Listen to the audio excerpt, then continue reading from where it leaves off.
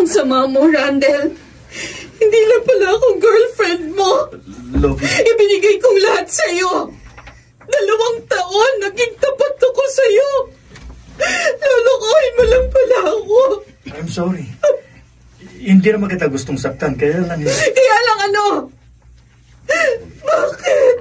Bakit mo ako niloko? Gusto ko lang makasiguro na magkakaanak ako. Kaya nakipagrelasyon ako sa iba. Kasi naman hanggang ngayon, hindi pa rin kita nabubuntis. Walang iyak ka! Kung tutuusin, hindi lang sampal ang gusto kong gawin sa'yo. Ang sama mo! Selfish!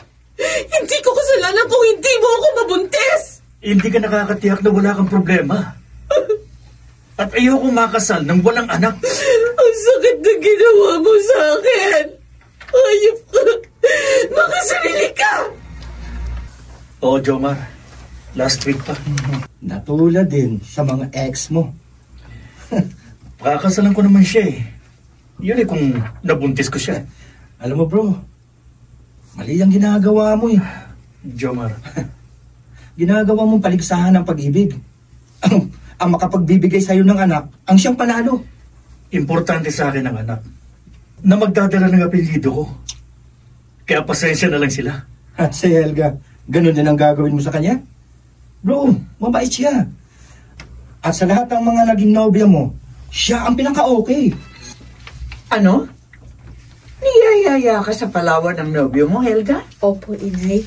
Mga 3 araw lang daw po. Pambihirang lalaki yan, oo? Ay, kahit 2 araw, ayoko. Paano kung may mangyari sa inyo at iwan kanya? Naisip ko nga rin po yun. Baka mamaya niyan, matulad ka sa pinsan mo. Nagpakamatay ng iwan ng lalaki. Ang totoo nga po niyan, ayoko sumama sa kanya eh.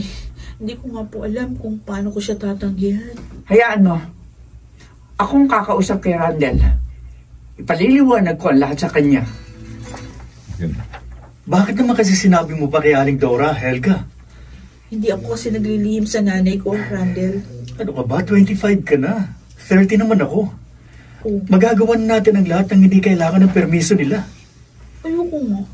Bakit? Gusto mo maglihim ako sa nanay ko? Ang gusto ko lang sabihin, hindi ka na batang nasasaya lagi ng nanay. Walang masama sa ginawa ko. Oh, hindi nga pinayagan eh. Paano tayo magkakaroon ng privacy? Iniingatan lang ako ng nanay ko. Tsaka tama naman yun. Uy, pananagutan naman kita eh.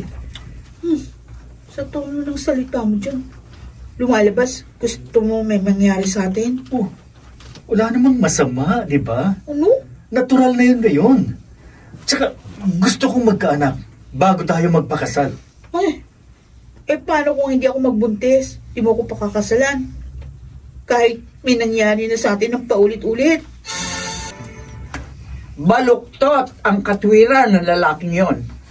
Tulad din siya ng naginobyo na yumaumong pinsan. Kakalungkot nga po eh. Tsaka, nasaktan ako doon sa nalaman ko sa kanya, Nay. Ay, anong naging wakas na pag-uusap niyo? Wala po. Iniwan ko siya nung hindi niya masagot yung tanong ko. Huwag mo siya tawagan, anak. At baka sakaling malaman niya ang mali niya. Yung pala ang dahilan, kaya malungkot ka, Randel. Opo, Daddy. 2 weeks na kasi kaming hindi nakikita. Alam mo, anak, hanga ako sa Helga na yun. Marunong siya mag-ingat sa sarili, ah. Daddy naman.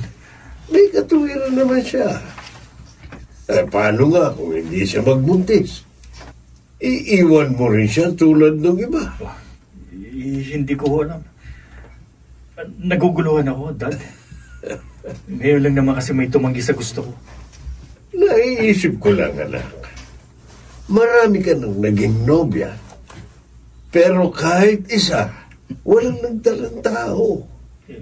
Hindi kaya ikaw ang may problema. Dad? Bakit hindi ka magpatingin sa doktor? Para lang malaman mo. Tama si Tito Andres. Walang masama kung susundin mo siya. Hindi ko kailangan ng doktor. Wala akong problema. Hindi ka naman mababawasan kung magpapatingin ka. Okay, sige. Magpapatingin ako. Para matahimik na kayo ng daddy ko. Huwag kang magalit, bro. Concern lang kami sa'yo. Oo na. Patutunayan ko sa inyo na healthy ako at walang problema. Tito Andres, bakit po ilang araw na siyang hindi pumapasok sa office? May problema po bang kaibigan ko? Wala naman, Jomar. Pero ilang araw ko na siyang nakikitang malungkot. At laging naglalasing. Alam ko na po. Alam ko na ang dahilan, Tito. Alam mo na? Ano yun? Hindi po niya matanggap ang kanyang natuklasan.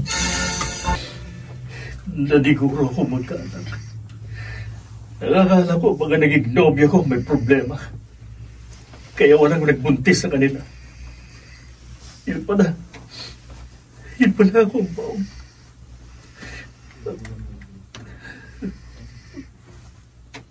Anak, nalulungkot ka na naman. Dad, Alam ko na ang lahat. Ipinagtapat sa akin ni Jomar. Dad, nakakahiya. Ako pa lang may problema. Hindi mo kasalanan ang magkaroon ng ganyang kapansanan, anak. Wala na pong babae magmamahal sa akin kapag nalaban nilang pauga ko. Oh. Huwag ka magsalita ng ganyan. Hindi naman anak ang dahilan kaya nagmamahal ang isang tao. Si Helga, mahal ko siya, Dad. Pero paano ko siya babalikan ngayon? Nalaman kong ganito pala ako. Subugin mo siyang kausapin. Ano malay mo? Maunawaan ka niya. Alam, natatakot ako. Baka lalo lang akong masaktan. Helga, patawarin mo sana ako sa naging maling pananaw ko at baluktot na katwiran. Randall, masaya ako kasi na-realize mo rin yung pagkakamali mo. Naparito ako para tapusin ang lahat sa atin. Ha? Bakit? Akala ko ba? Helga, baog ako. Hindi ako magkakaanak kailanman. Ano? Yun ang lumabas sa pagsusuri sa akin ng doktor. At ayoko matali ka sa katulad kong inutil. Bakit ka ba nagsasalita ng ganyan? Minahal kita hindi dahil sa anak. Helga? Randall, hindi nagbabagong damdamin ko. Mahal kita, may anak man o wala. Helga? Oh, salamat. Salamat, mahal ko. Sa Diyos dapat isandigang buhay ng mag-asawa, sapagat siya ang tunay na nagpapatibay sa kanilang pagsasama sa kanyang panahon. Mga nagsiganap: Jenaline de la Cruz, Rosana Villegas, Susan Robles, Lionel Benjamin, Phil Cruz, at si Maynard Landicho Jr. sa papel na Randall. Special sound effects, Jenny Mutia. Technical supervision, Eric Lucero at Bong Muyar. Musical scoring, Buboy Salong. Ito'y mula sa panulat ni Telma Corporal Alcantara at sa direksyon ni Robert Bobby Cruz sa kanyang panahon.